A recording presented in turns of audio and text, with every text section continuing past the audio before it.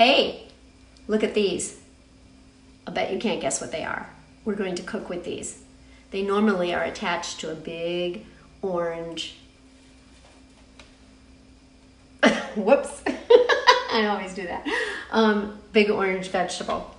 So I'm Sara Stovetop, your pampered chef. This is episode 100. Yay! Of Tool Time Tuesday, and I'm here with my friend, author G.P.Gottlieb, but we call her Galit. Say hi. Hello. And we're going to do a couple of recipes from her brand new book. It is called Battered, and I'm sorry it's backwards. I could not get the camera to reverse. I will try again right now. It's called Battered. Didn't do it. Oh. So frustrating. Okay, so that's not going to work. We'll go back. Okay, Battered, a whipped and sipped mystery.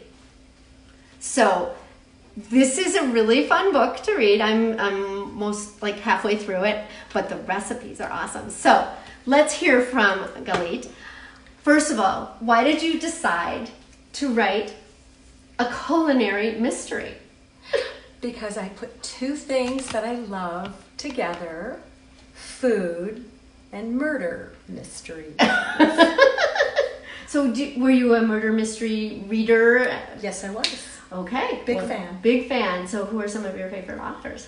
Oh, that's hard. Okay, sorry. Louise Penny, Okay. Donna Leon, Okay. Martin Walker. Okay. I could go on. Okay. Well, I'm glad you have a ready-made list of all the people you like to read. But are these recipes that you've already made elsewhere, or are they? Did you do them specifically for the book? These most in this first book Mm-hmm. of the series. It's going to be a Whipped and Sipped mystery series. Ah. In the first one, mostly recipes that I've been making for years and years. Okay.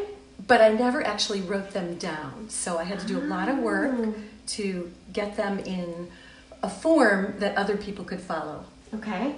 And I can tell you, if you saw the photo of the reminder to tune in tonight, that was one of Galit's recipes.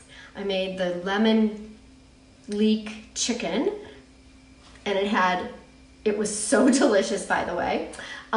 So we cooked it with cooked the leeks first, and I used my quick cooker. The leeks in olive oil, and then I added some of my homemade chicken broth or chicken stock, and then I cooked chicken legs and drumsticks in there. But it could be any chicken, and I just happened to have drumsticks. And then I cooked those in the quick cooker, so it was under pressure for like 15 minutes. It cooked. Frozen? The legs were frozen? No, they weren't. But you could cook them from frozen. Yeah, absolutely. And then I added, I added a cup of rice, some lemon zest.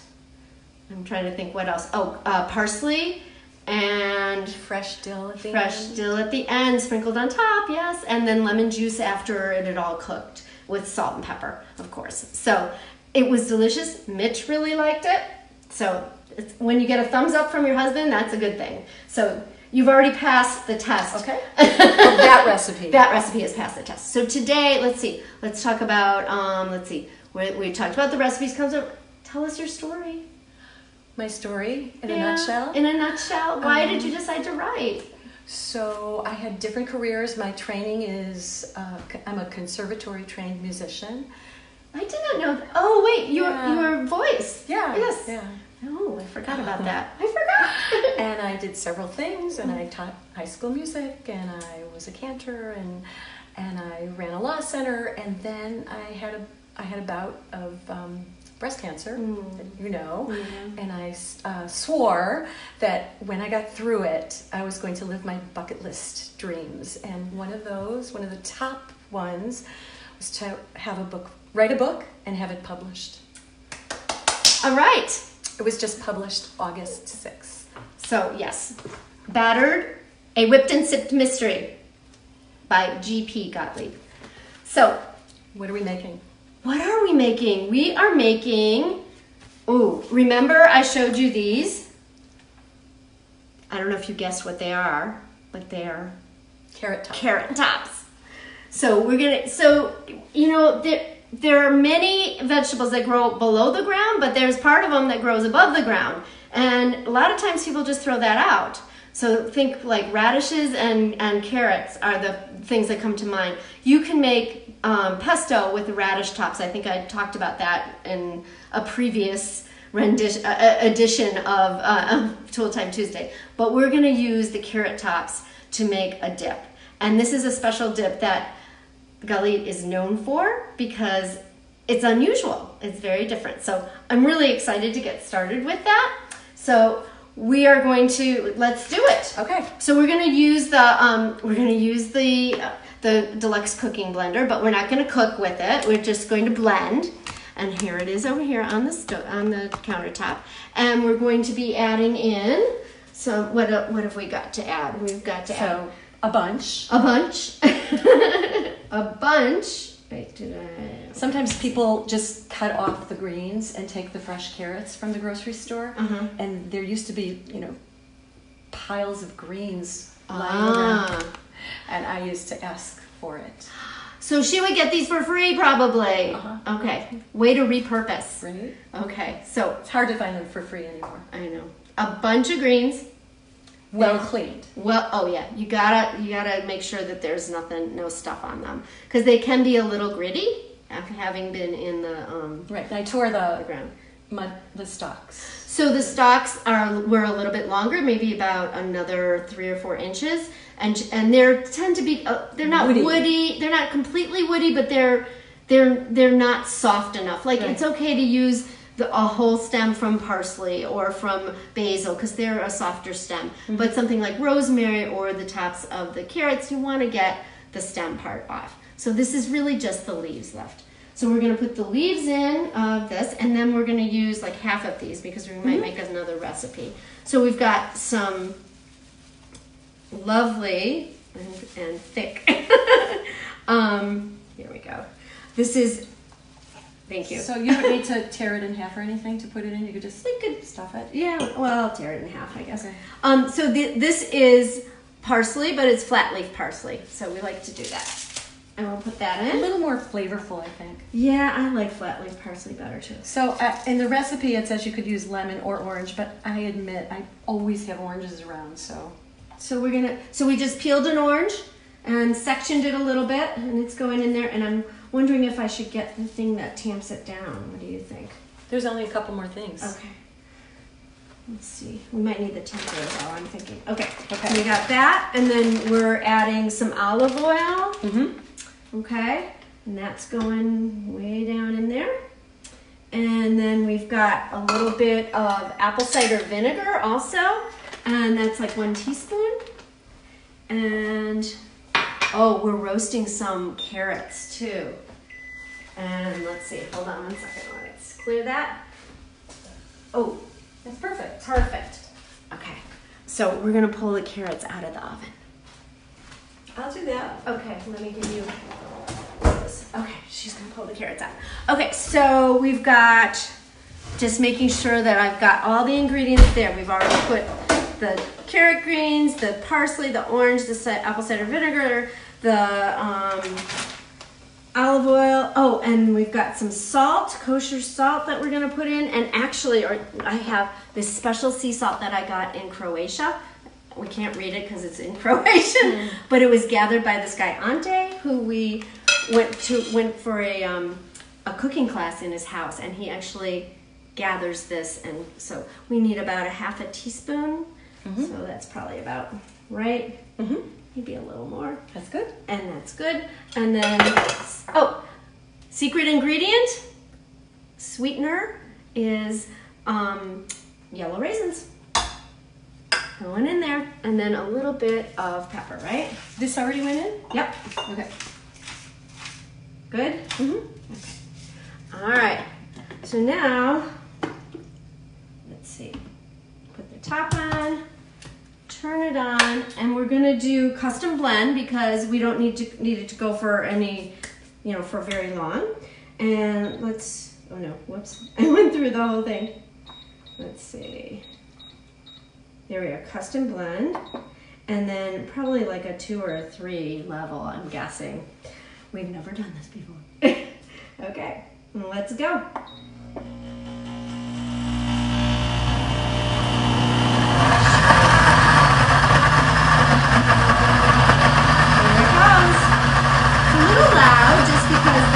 The nature of this kind of blender. So we'll let it do its thing, and you can see that it's definitely there it goes.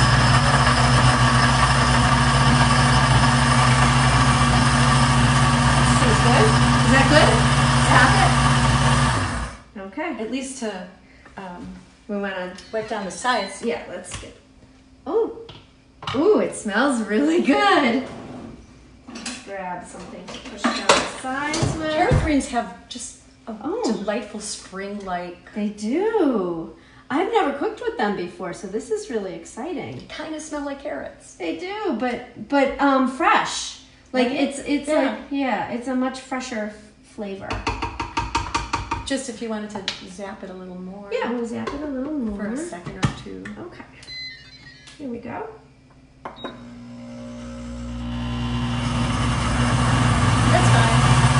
Good? Yeah. Okay. Cancel. What do we use to taste? Let's get a little spoon. Let's get a long spoon. And the color is so beautiful too. Yeah. I don't want to break this, so I'm not even going to try to. Okay. Pick it up.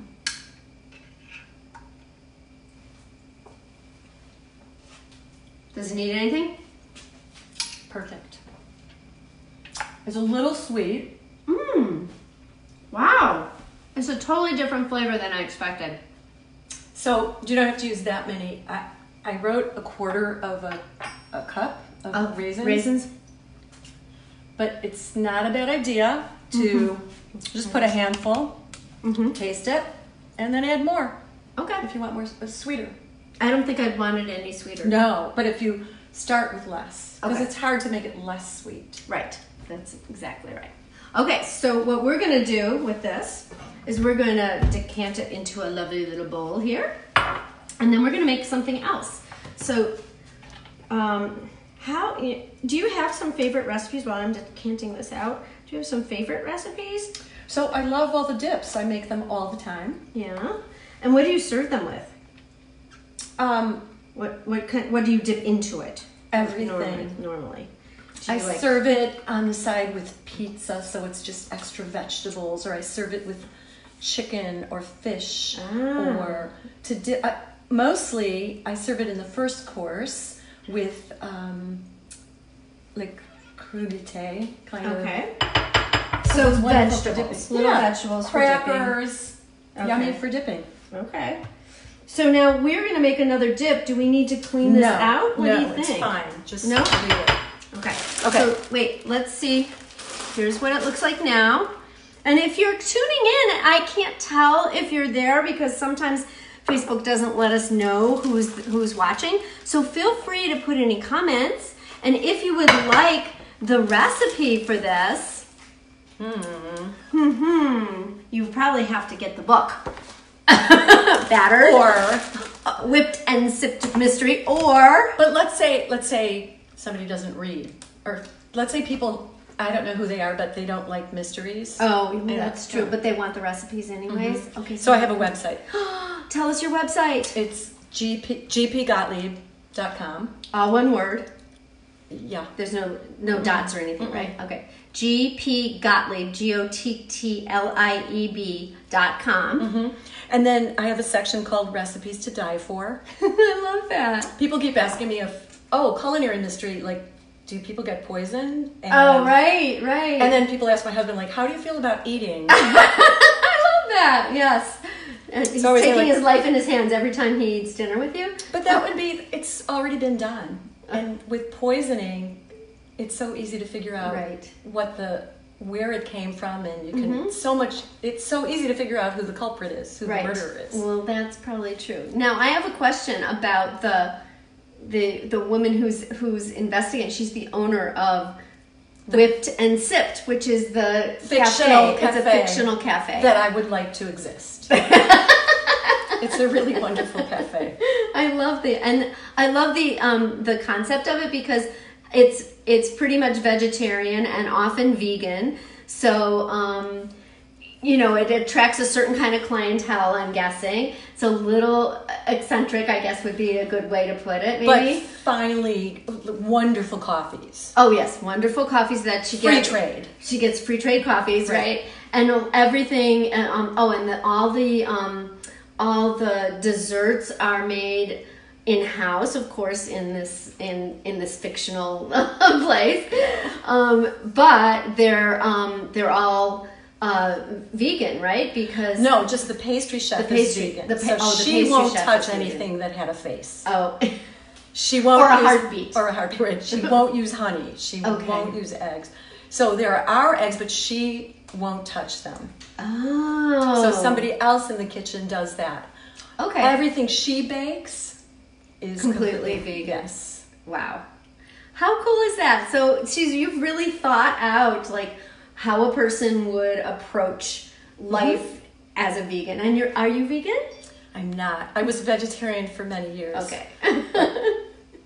Okay. Well, but you understand a little bit about how you would approach that. This character, the vegan character, the pastry chef, I admire her for many reasons.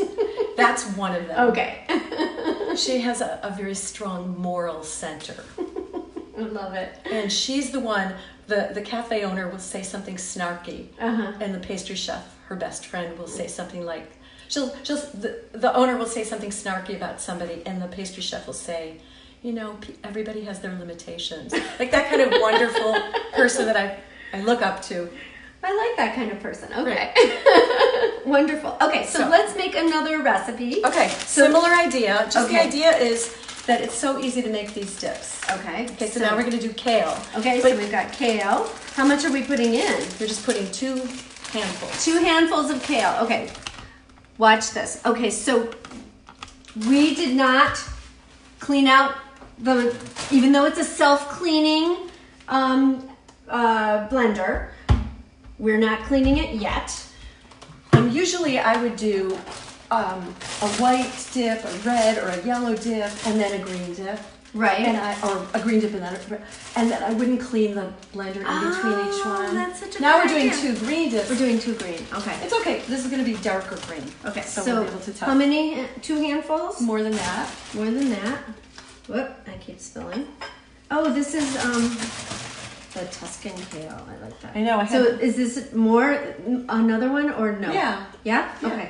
Okay. And then the So like 3 handfuls, guys. Yeah. And then the parsley. Do you want to save some of this, or do you want to use it? I have some more already, so we can use it all. It's beautiful parsley. Thank you. And the parsley is sweet. Yeah. Oh, and it smells so fresh. So it really. It's yummy. Okay, and we need to put some olive oil. What did I do with the olive oil? Do you see it? It's over here. Okay. So we need like another 1/4 cup, right? Okay. So we got the 1/4 cup of olive oil. So when I was in Croatia, you guys, we went to an olive oil museum, and everywhere we went, the olive oil was amazing because they grow it there. I mean, they grow the olives. Right. They're amazing. So usually with the raisins, I just eyeball it. Okay. We don't really need.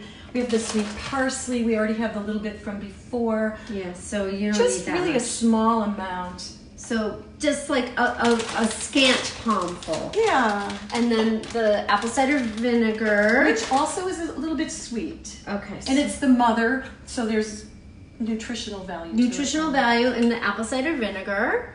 Did you want to shake it up a little bit? Oh, I should shake it. I forgot to shake it. Here we go. We're shaking it. Meanwhile, I could put the orange in. So, and that's also a little bit sweet. Yep. Okay, got that. And then the salt and the pepper. The salt and the pepper. Okay, got. So more of that Ante salt, which I'm really excited about. Just a 1/4 cup, I think we did. A quarter. We did half a teaspoon. Half a teaspoon. Yeah. That's and then right. And then some pepper. Is there anything else that we are missing? No? I think we're good. Okay. So again, back on with the lid. And we'll do custom, and we'll go, I'm gonna go to 4. Okay. And then we'll see how it goes. What does it mean when you go to 4? I think it goes faster? Up to 9. It's faster, yeah.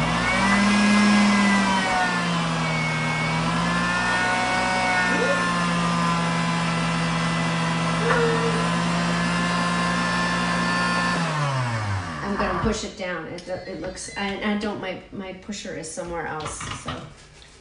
Yeah, I'm gonna push it. That's the technical term? I don't know what it's called. I forgot. There we go. There we go.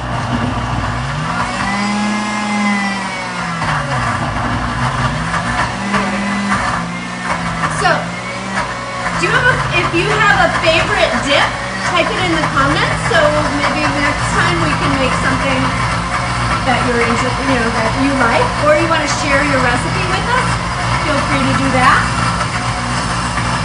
And you can see it's almost done now. Woo! Whisk up.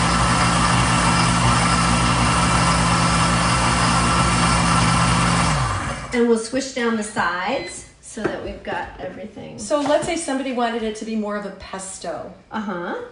So you would add pine nuts or walnuts, some kind of nut. And then you might want to add, I don't do this, but you might want to add some Parmesan cheese. Or you could add, how about some garlic? Absolutely. I do garlic when I'm going to do the heat setting so that it's not quite as bitter. Okay. Mm-hmm. Let's say, what if somebody doesn't have a fancy blender? This is a really great blender. I know, it's a nice blender. Yeah. I love my blender. So, but you could do this in a Cuisinart. Yeah. Oh, for sure. It's just not as baby smooth. So yeah, the thing about the blender is that it goes very fast, and it just gets everything in there. I think there's. Let's finish this up. I think there's just the texture is going to be smoother. You good? Should we? I could rinse these off so we can taste again. Okay, we can taste again. So there was, so this also looks so great. Check it out, guys. You can see where, okay, there you go. How is it? I actually think it needs a little more sweetener because we didn't use quite as many raisins. Oh yeah, because it could be a little bitter. Because it's bitter. The kale is much more bitter than bitter. Yeah. Okay, so we'll add a few more raisins. If you don't like raisins, you could add honey if you're not vegan. Or agave. Or agave if you're vegan. Let's see. I'm gonna empty out this. Let's do a couple more raisins in there. Right. Maybe another handful. Right, another handful. Small handful. Small handful? Yeah. So this is what a handful looks like. Okay. Maybe it's a tablespoon? Yeah, a little bit more maybe, I'm thinking. Okay, let's get that going. And we were gonna show you a couple of just how to set it up so that it looks presentable when you serve it.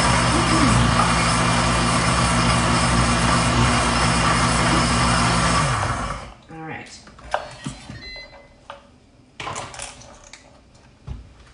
Shall we try again? Okay. Let me find something to...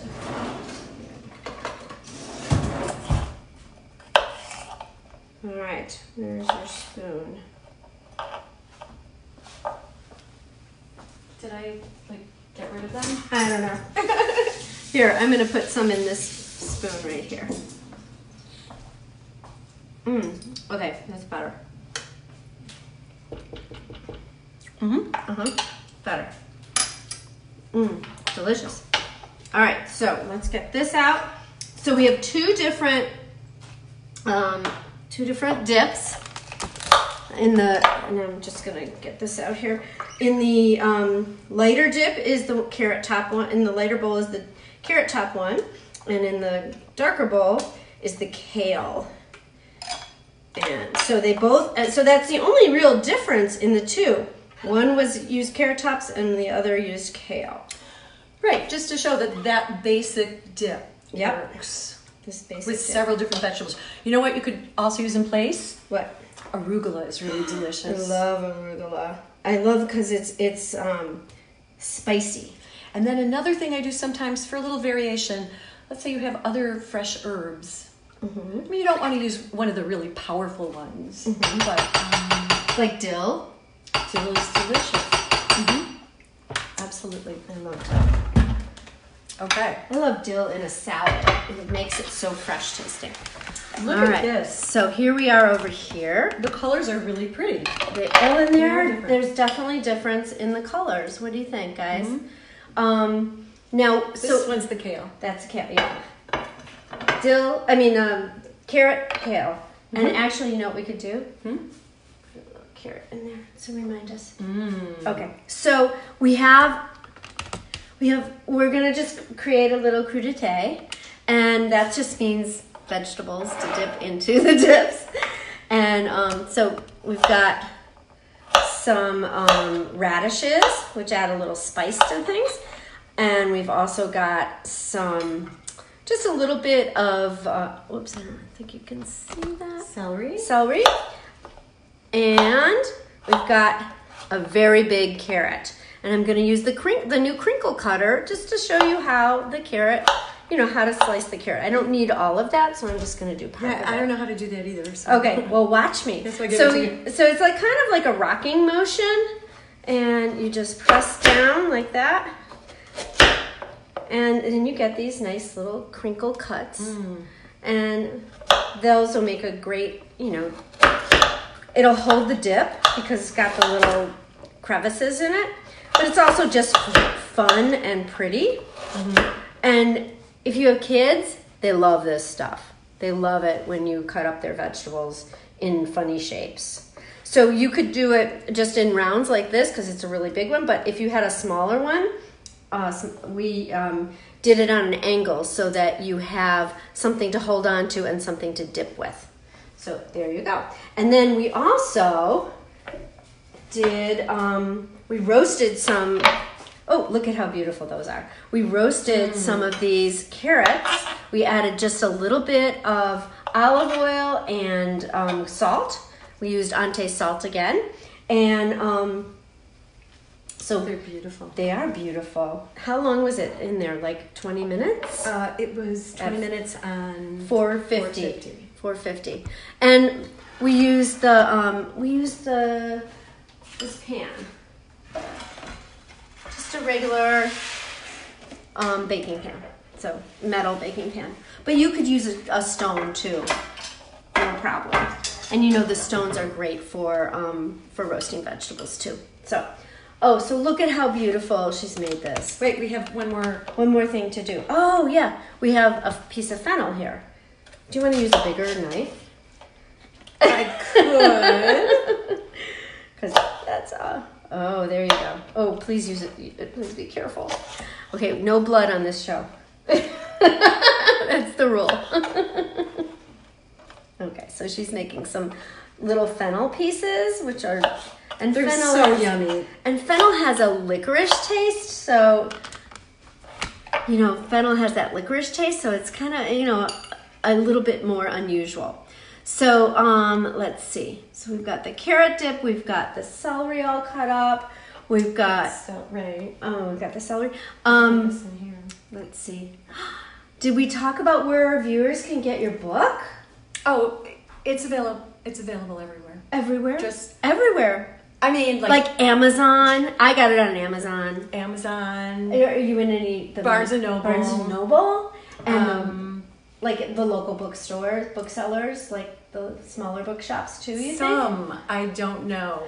Are you doing it? Did you know that 3,000 books are published every day in this country? No. Yeah. So bookstores can't carry every single one. No, they can't carry them. Okay.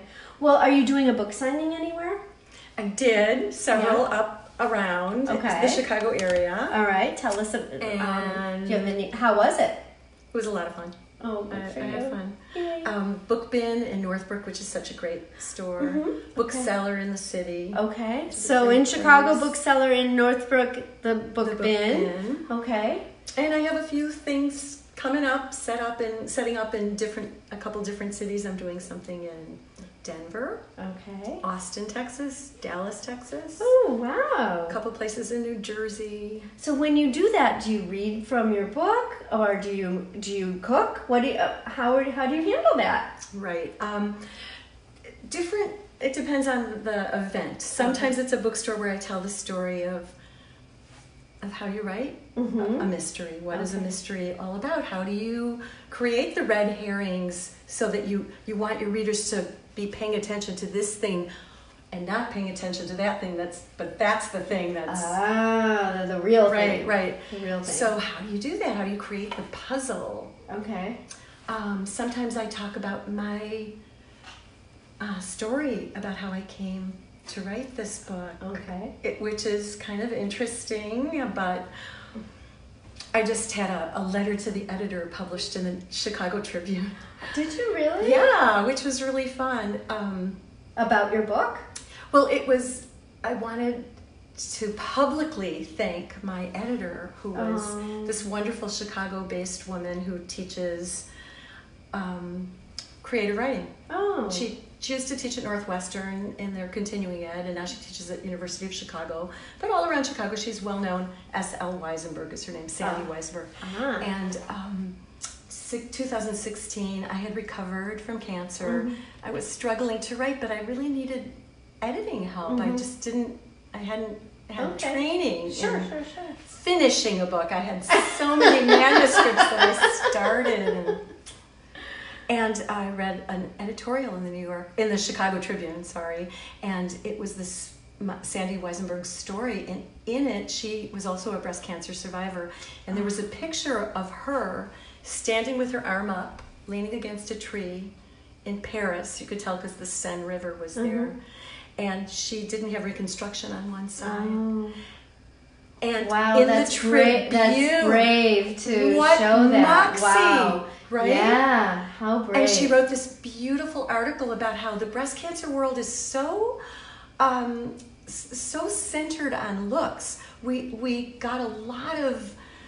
getting lectures and all kinds of talks and magazines all about how to look better. Yeah. And she said, nope, not going to do it. Not going to use, what did they call it? A cranial prosthesis. You know what that is? A wig. Oh. Right? So wow. she had her hair, I think she had her head tattooed, hennaed, and she just didn't do any of the regular thing that we were all being told to do to feel better about ourselves. Okay.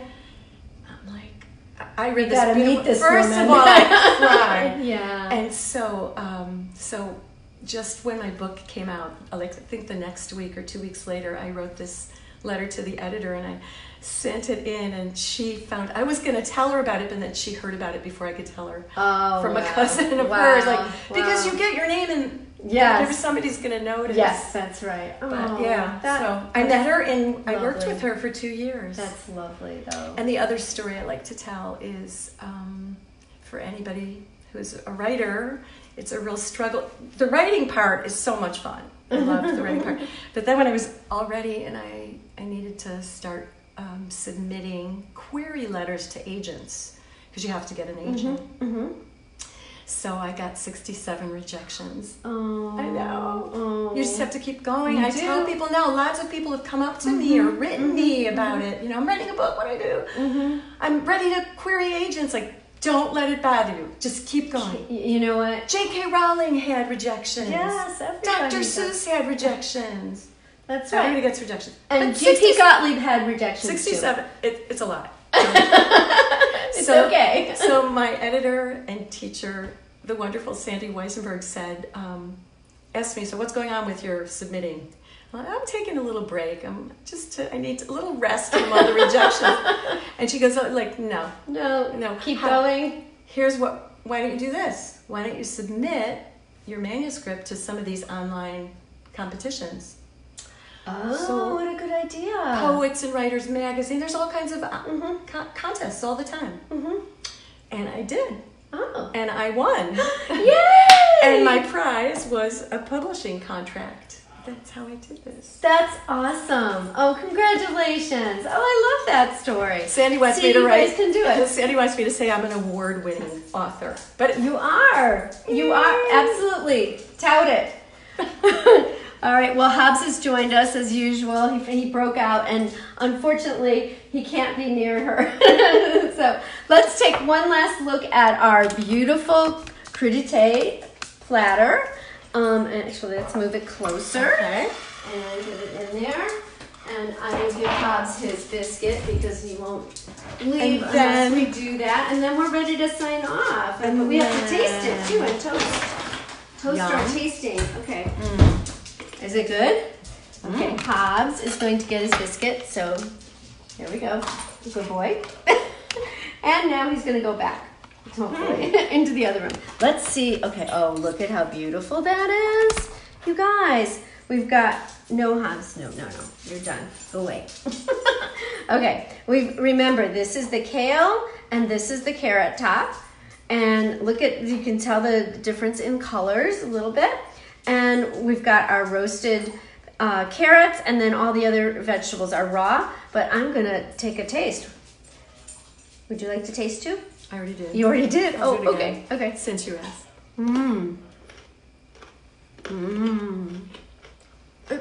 Enormous amount of nutrition in every bite. I love this. I'm going to try this one. All right, you guys. Bon appetit.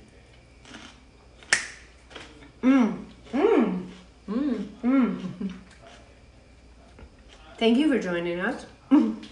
Thank you. Don't forget, Battered, a Whipped and Sipped Mystery by G.P.Gottlieb. I will post a, maybe I'll post a link to Amazon on there. Thank you, Sara. You're welcome. Stovetop. You're welcome. Thanks for joining me on episode 100. And have a great evening, everybody. Feel free to comment below recipe, and I'll send you the website, the link to the website recipe. Okay? Is that okay? Perfect. Thanks for joining us.